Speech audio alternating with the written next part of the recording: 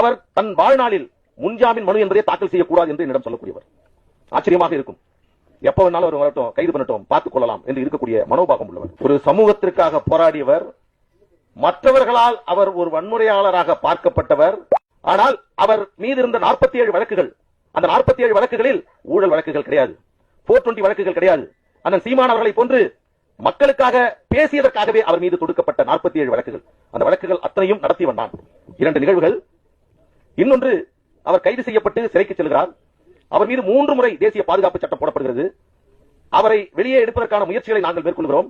புழல் சிறை, திருச்சி மத்திய சிறை, ஒவ்வொரு வாரமும் சனிக்கிழமை அவரை சென்று சந்திப்போம்.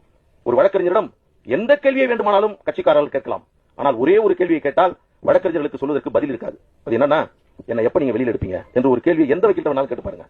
எல்லாவற்றையும் சொல்வார்கள், இதற்கு பதில் சொல்லாமல் தப்பி விடுவார். ஆனால் மாவீரன் காடு வெட்டியார் என்று எங்களால் அழைக்கப்படக்கூடிய மாவீரன் குரு அவர்கள் தான் ஒரு வழக்கறிஞராக என்னிடம் சொல்வார், என்னை எப்ப எடுக்கிற என்ற கேள்வியை உங்களிடம் கேட்க மாட்டேன்.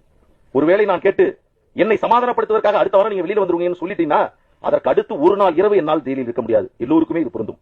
எனவே நான் எப்பொழுது வருகிறோனோ அதுவரையில் நான் என்னை எப்பொழுது எடுக்கிறாய் என்று நான் கேட்க மாட்டேன் என்று சொல்வார். அவர் பல வழக்குகள் விசித்திரமான வழக்குகளாக இருக்கும்.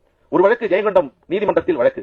அவரை வழக்கு பதிவு செய்யப்பட்டு நீண்ட காலமாக இருந்த ஒரு வழக்கில் அவரை சிறைப்படுத்தி நீதிபதியின் முன்னாக நிறுத்துகிறார்கள்.